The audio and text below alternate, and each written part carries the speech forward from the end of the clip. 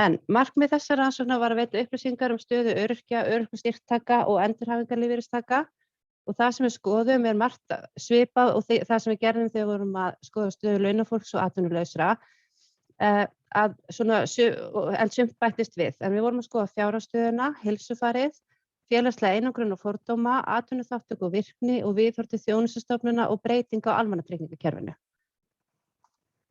Þessi rannsókn þýðisrannsókn eins og þessi sem við gerum með launafólks. En í þýðinu, þeir sem eru örorkustyrktakar á endurhæfingarlífeyri og á með 75% örorku eru 23.168 manns á Íslandi. Og það voru 1400. Heyrið þið í þeim? Halló? Heyrist ekki í mér? Jú, það heyrist vel í þér. Já. Jú, vel. Þá held ég áfram. Er það ekki?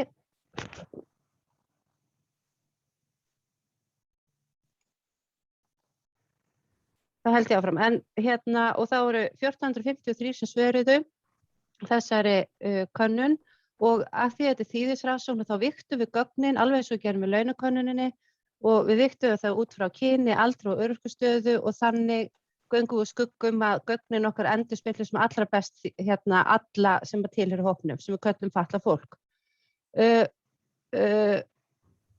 Þetta var rafræn könnun og hún var opin frá 25. maí til 8. júní og það var hægt að svara henni á íslensku, ensku og á táknmáli. Svo ætla ég aðeins að sýna ykkur bara hvernig þetta skiptist, við þurfum svo sem ekki að dvelja við þetta. Sjáum að það aðeins hærra hlutfall kvenna til dæmis á höfuðborgarsvæðinu, það hærra hlutfall karla á landsbyggðinni. Flestir eru með menntun á grunnskólastigi, 35% með menntun á framhaldsskólastigi og 21% með menntun á háskólastigi. Og hér sjáum við líka að það stærstu hluti 30 ára og eldri og það eru 14% sem eru undir 30 ára. En þá förum við í niðurstöðunar og við ætlum að byrja að skoða fjárhagsstöðu fatlaðs fólks sem við mældum með mörgum mælingum, alveg eins og við gerum með launafólks og ég ætla aðeins að gefa kannski einu sinni inn í munin á því sem kemur fram í gögnunum sem við söfnum með launafólks og atvinnulausra og síðan núna sem við sjáum meðal fatlaðs fólks. En þegar við vorum að greina gögnin okkar á stöðu launafólks þá sáum við að það voru ákveðnir hópar sem voru að standa illa og sérstaklega voru það þá atvinnulausir og svo innflytjendur og þannig að það svo gott að hafa þessu viðmiðunartölur. En hér sjáum við niðurstöðunar þegar við spurðum hversu auðvelt eða erfitt að ná endum saman og hér sjáum við að massin safnast rauninni bara á frekar erfitt eða erfitt ná endum saman. Það tæplega 8 af hverjum 10 á meðal fatlaðs fólk sem á erfitt eða frekar erfitt að ná endum saman en hlutfallið var 51% hjá atvinnulausum og 24% hjá launafólki. Þannig að við sjáum að þessi hópur stendur mjög illa og það mjög lágt hlutfall í rauninni sem á auðvelt eða nokkuð auðvelt með að ná endum saman. Og það sem við sáum mjög fljótt þegar við fórum að greina gögnin var hvað fjölskyldugerð hefur mikil áhrif á fjárhagsstöðu fatlaðs fólks. Og hér höfum við greint þetta, hér sama mynd og áðan nema hér eru komin 4 súlur sem í rauninni táknar hjúskapastöðu fólks eða fjölskyldugerð. Þannig að appelsínugulu súlunar eru þeir sem eru einhleypir, bláu súlunar eru þeir sem eru í sambúð, grænu eru einstæða foreldrar og síðan eru gráu þeir sem eru í sambúð og eru með börn. Og hér sjáum við að það eru 2 hópar sem skera sig gríðarlega úr þegar við erum af þeim sem hafa það verst og sjáum að meira en helmingur þeirra sem eru einhleypir og meira en helmingur einstæðra fatlaðra foreldra eiga erfitt með hann á endum saman og þetta svona mynd sem við höfum eftir að sjá ítrekað. Og að sama skapi þá eru það þeir sem eru í sambúð og þeir sem eru í sambúð með börn sem að hafa það skást. Þannig að það svona verndandi þáttur virðist vera að hafa vera með maka sem hefur aðrar tekjur og þannig verða samlegðaráhrif í rekstri heimilis.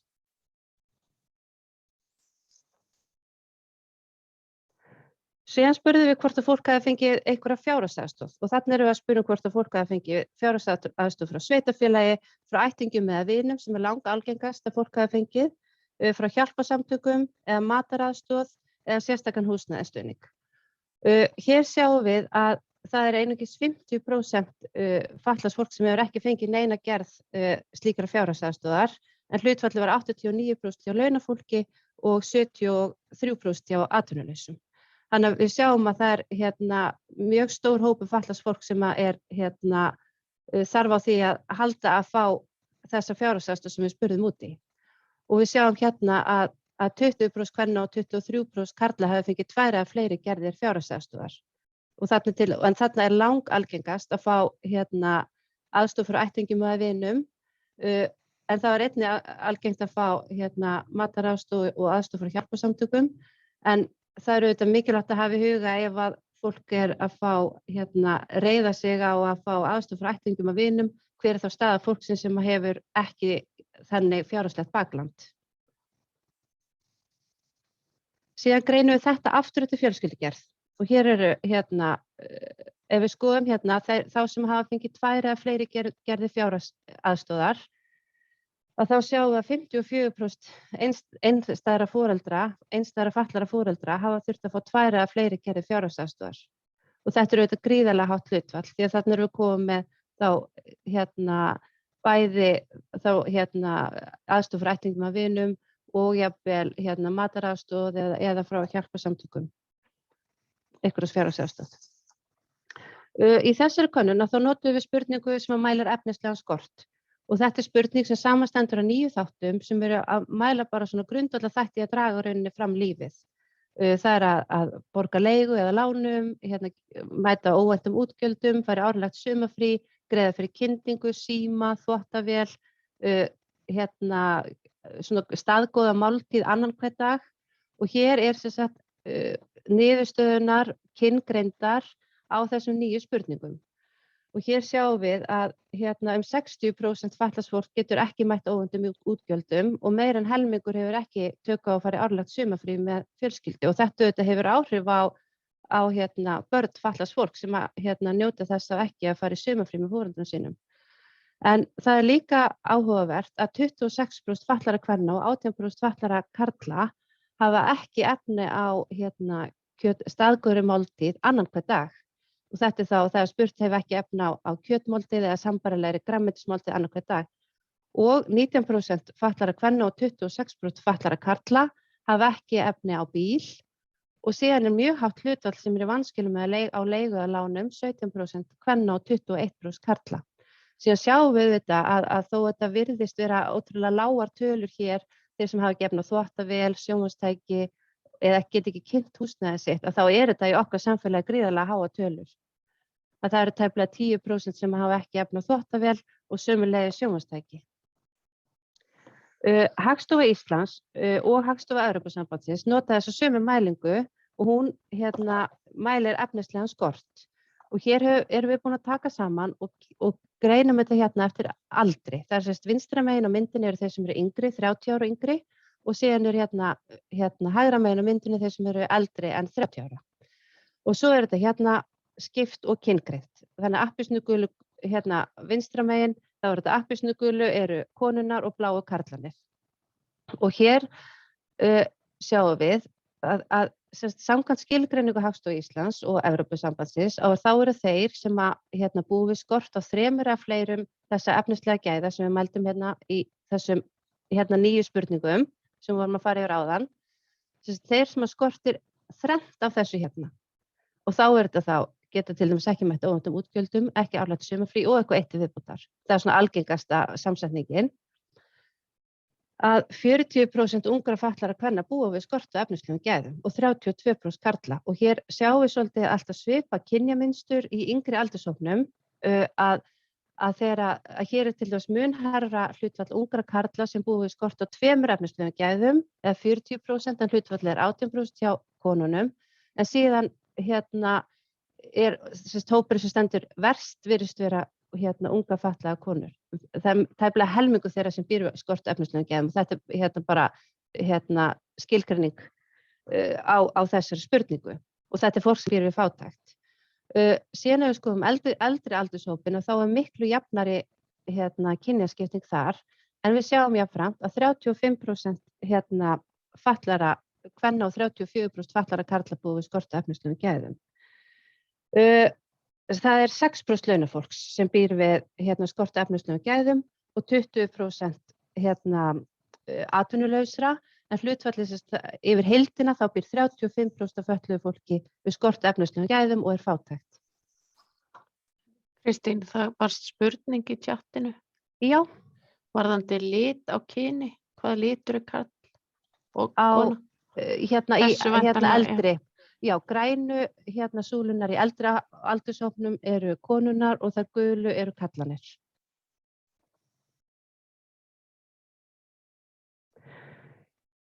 Síðan skoðum við aftur þennan skort á efnislegum gæðum, en greinum það hérna eftir fjölskyldugerð, því að þetta rekst alltaf sama munstur fram. Að hér sjáum við að appelsínugulu súlunar eru þeir sem eru einhleypir, bláu eru þeir sem eru í sambúð og ekki með börn, grænu eru einstæðu foreldrar og gulu eru þeir sem eru í sambúð með börn.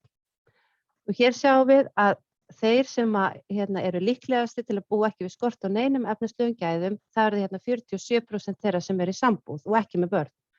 Og þeir sem standa sig að næst skást eru þeir sem eru í sambúð með börn. Og hér höfum við bætt inn samkvæmt skilgreiningu, þá eru þeir sem búa við skort á efnislegum gæðum þeir sem hafa ekki efni á 3 þáttum. En þeir sem búa við verulegan skort á efnislegum gæðum eru þeir sem hafa ekki efni á 4 eða fleiri þáttum. Og hér höfum við bætt því inn. Þannig að við sjáum hérna að 2 hópar skera sig úr. Það eru einhleypir, 21% þeirra búa við skort á 3 efnislegum gæðum, búa við skort á efnislegum gæðum og 27% búa við verulegan skort á efnislegum gæðum. Og svo sjáum við einstæðu foreldrana að 25% þeirra búa við skort á efnislegum gæðum og 30% búa við verulegan skort á efnislegum gæðum og hafa ekki tök á að greiða fyrir 4 eða fleiri af þessum 9 þáttum sem við spurðum um. Og þetta er auðvitað gríðarlega alvarleg fjárhagsleg staða hjá þessum stóra hópi einstæðra fatlaðra foreldra. Við skoðum húsnæðisstöðuna líka eins og við gerðum í könnuninni hjá launafólki og enda vitum við að hún er auðvitað mjög tengd fjárhagsstöðu fólks, sérstaklega þeir sem eru á almenna leigumarkaðnum og það sem mörgum tilfellum er leigan há og kannski ekki jafn ekki öryggi á þeim fyrir það fólk sem býr á almenna leigumarkaðnum. Og hér sjáum við að 52% fatlaðra kvenna og 40% fatlaðra karla sem eru í eigin húsnæði. 75% launafólks er í eigin húsnæði og tæplega 50% atvinnulausra. Svo sjáum við að það er hátt hlutfall eða 24% kvenna og 28% fatlaðra karla sem eru í leiguhúsnæði á almennu markaði, en við sjáum jafnframt að leigufélögin að þau eru að talsverða leita að grípa þennan hóp, þar sem 17% fatlaðra kvenna og 21% fatlaðra karla eru leiguhúsnæði hjá leigusamtökum eins og Bjargi eða Brynju. En svo skoðum við húsnæðisstöðuna eftir fjölskyldugerð og þá sjáum við gríðarlega mikið mun eftir fjölskyldustöðu. Hér eru appelsínugulu súlunar einhleypa fólkið, bláu súlunar eru þeir sem eru í sambúð, grænu einstæðu foreldrarnir og þeir gulu eru þeir sem eru í sambúð með börn. Og hér sjáum við að hlutfall þeirra sem eru í sambúð, hvort sem það er með börn eða ekki, og eru í eigin húsnæði, mjög sambærilegt það sem við sjáum hjá launafólki. 75% launafólks eru í eigin húsnæði og hér er það 72% þeirra sem eru í sambúð eða sambúð með börn sem eru í eigin húsnæði. En hér sjáum við jafnframt að þeir sem eru hæsta hlutfall þeirra sem eru á almenna leigumarkaðnum, það eru einstæðu foreldrar. 38% þeirra eru á almenna leigumarkaðnum, sem við vitum að getur verið mjög kostnaðarsamt og 33% einhleypra. En að sama skapi sjáum við líka að leigufélögin eru að grípa þennan hóp því að 27% einhleypra og 31% einstæðra foreldra eru komin í húsnæði hjá leigusamtökum. Síðan byggum við til spurningu núna í þessari könnun og ég vona að við höfum kost á að gera rannsóknina aftur hjá launafólki og þeir sem eru atvinnulausum.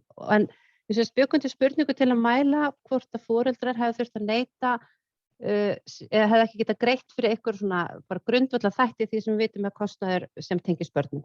Og þetta voru bara 9 þættir sem við settum saman og þetta bara leikskólagjöld, frístund, skólagjöld í framhaldsskóla, matur, fatnaður og bara þessi svona grundvallar þættir.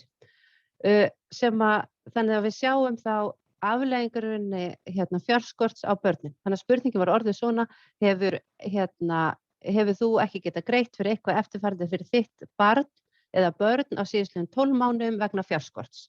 Þannig að það var bara verið að spyrja það, alveg skilgreint, það var út af fjárskorti. Og hér sjáum við að 42% fatlaðra kvenna sem eru appelsínugulu súlurnar og 36% fatlaðra karla sem eru bláu súlurnar gátu ekki keypt nauðsynlegan fatnað fyrir börnin sín. Og svo sjáum við líka gríðarlega hátt hlutfall sem gátu ekki keypt næringarríkan mat fyrir börnin sín og töldu þurfið að 37% fatlaðra kvenna og 29% fatlaðra karla. Það er hérna. Við sjáum jafnframt að 34% fatlaðra mæðra og 22% fatlaðra feðra gátu ekki greitt kostnað vegna skipulagðra tómstunda. En það er svona eitthvað sem við í okkar samfélagi telum gríðarlega mikilvægt til að öll börn fái tækifæri á að stunda tómstundir.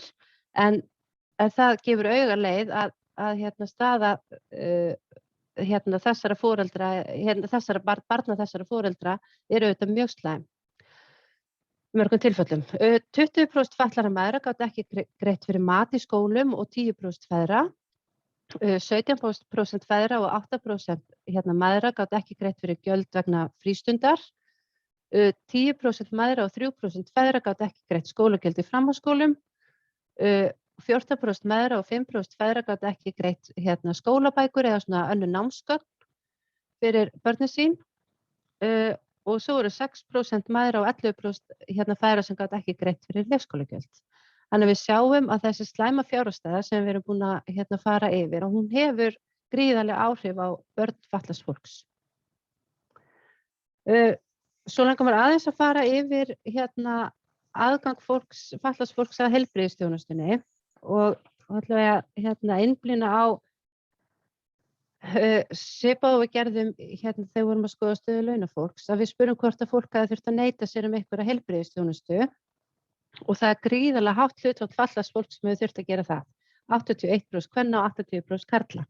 Hlutfallið á 34% hjá launafólki og 55% hjá atvinnulausum sem eru auðvitað gríðarlega hátt einnig. En hér sjáum við skipt niður hvaða heilbrigðisþjónustu fatlað fólk hafi þurft að neita sér og alveg eins og við sjáum hjá launafólki og atvinnulausum og þá er það tannlæknaþjónustan sem trónir á toppnum. 58% fatlaðra kvenna og 63% fatlaðra karla hafi þurft að neita sér tannlæknaþjónustu. Síðan er það sálfræðiþjónustan. 56% fatlaðra kvenna og 44% fatlaðra karla hafi þurft að neita sér sálfræðiþjónustu.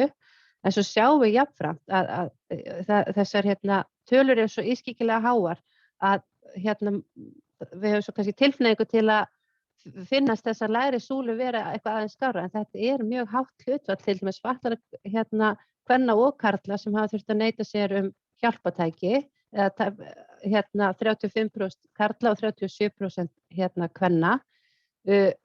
30% fatlaðra kvenna hafa þurft að neita sér lyf, 25% karla neita sér lyf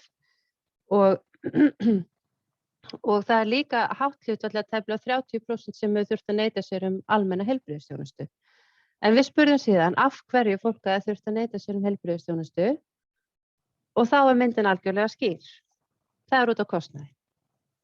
88% kvenna og 87% karla höfðu neitað sér heilbrigðisþjónustu út á kostnaði. Síðan eru aðrir þættir sem við tiltókum og fólk gat merkt við sem tengist í rauninni allir aðgengi að heilbrigðisþjónustunni.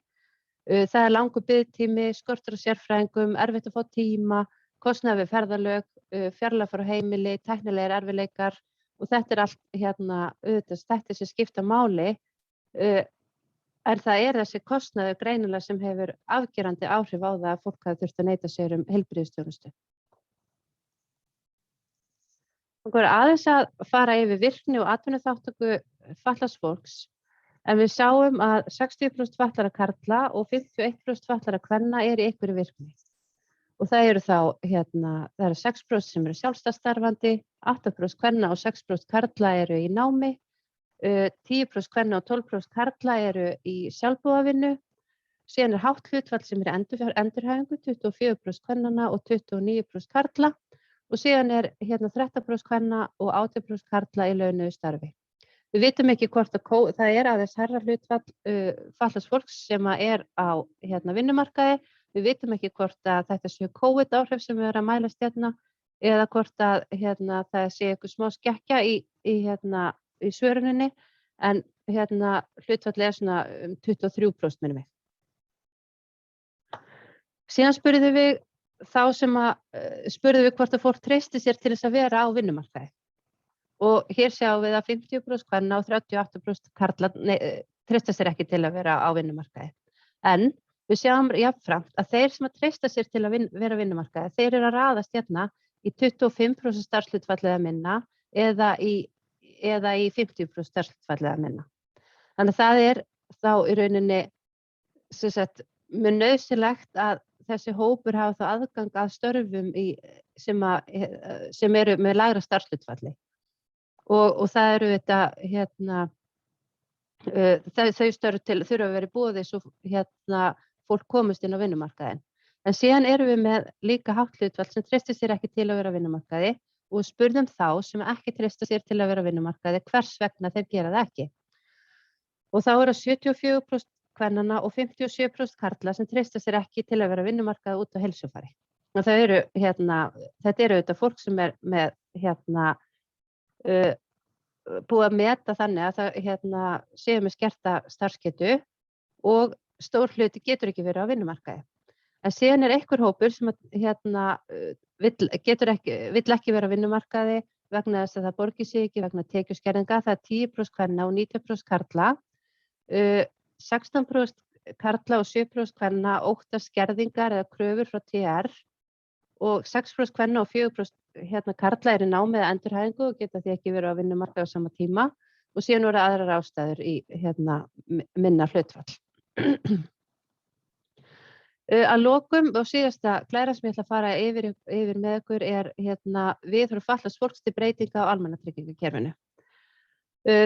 Þarna raðaði fólk í rauninni því sem þau töldu vera mikilvægustu breytinguna á almannatryggingakerfinu og hér sjáum við mjög skýrt og þetta var reyndar þau sérstaklega skýrt í viðhorfum yngri fatlaðra kvenna til breytinga að það krafa að örorkulífeyrir og tengdar greiðslur séu hækkaðar.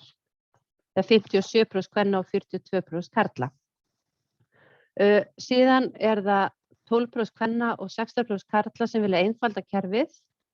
11% kvenna og 16% karla vilja draga úr skerðingum vegna atvinnutekna og 14% kvenna og 18% karla vilja sé dregið úr skerðingum vegna lífeyrissjóðsgreiðslna. Síðan var við greindum þetta með mismunandi hætt og það var alltaf sama niðurstöða, það var alltaf langminnstu hópurinn sem vildi að dregið úr skerðingum vegna fjármagnstekna. Þá ég búin að loka fara yfir það sem ég ætla að fara yfir með ykkur í dag, en ég gjarnan teka við spurningum og vangaveltum. Þannig að nú bara orðið laust, endilega komið spurningar.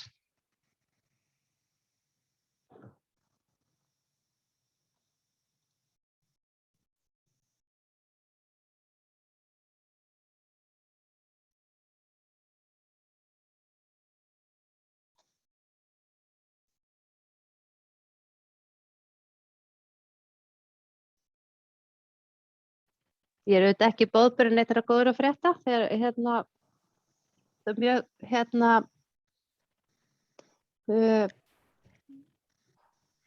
slæm staða sem við sjáum fram á.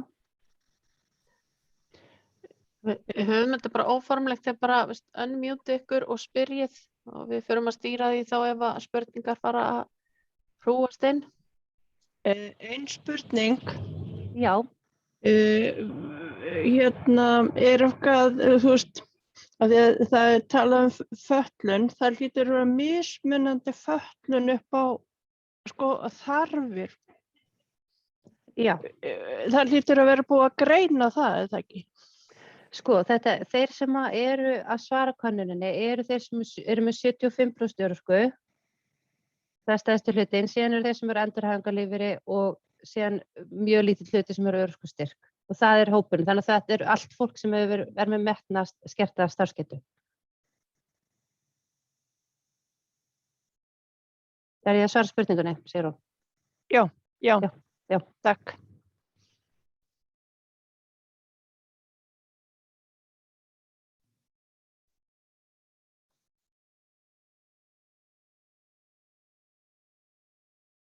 Já, svo komin hérna spurning í tjattið, mjög góð. Hvernig var spurningin þá sem eru hjá leigufélögum? Var skilgreint á milli óhagnaðardrifna og annarra leigufélaga? Nei, við gerðum það ekki, en ég held að þetta sé eitthvað sem við þurfum að greina á milli næst og eitthvað sem við höfum einmitt rætt og þannig að þetta er mjög mikilvægt í rauninni að draga fram þennan mun, hvort sé eða hagnaðardrifin eða óhagnaðardrifin leigufélag. Þetta er mjög góð punktur frá Gunnari. Takk fyrir hann. Hvernig var svarhlutfallið í könnuninni? Það er, hvað var það, 5,7% af öllu þýðinu, minni mig. 5,7? Já, af öllu þýðinu. Já. Og síðan auðvitað vigtu við gögnin. Þetta er sama í rauninni aðferðafræði og notum hjá launafólkinu og atvinnulausum að því að við gátum ekki tekið úrtak. Ok. Þegar við talum fatlað, ertu alltaf að tala um öryrkja. Já, öryrkjabandalagið vill tala um fatlað fólk sem er bara eins og á ensku tölum um disabled, en við erum kannski ekki endilega vön þessu, en þeir sem eru falla inn í hópin eru þeir sem eru endurhæfingarlífeyri, örorkustyrk og með 75% örorku. Það komin hérna spurning sem í tjattið. Það er fólk sem hefur verið metið með skerta starfsgetu og þá skiptir ekki rauninni máli hvort að það er tímabundið eins og þeir sem eru endurhæfingarlífeyri. Þannig að þetta er orðfæri frá sem að Öryrkjabandalagið vill nota.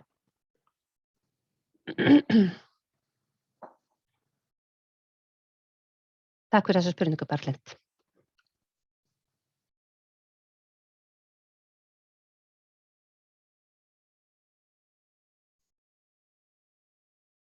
Einhverjar fleiri spurningar?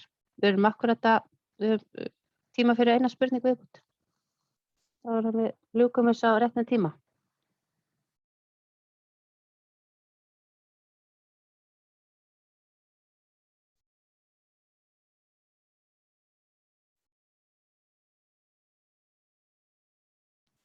Bergþór, eigum við ekki bara að slíta þessu ef að það er ekki fleiri spurningar? Jú, ef engar fleiri spurningar eru og þá kannski þeir sem að halda áfram að hugsa um málið í dag og einhverjar spurningar vakna, þá bara setja ykkur endilega í samband við Kristínu Hebbu hjá Vörðu. Og ég efast ekki að hún svari ykkur fljótt og vel. Annars þökkum við bara kærlega fyrir í dag. Takk kærlega fyrir komuna. Takk.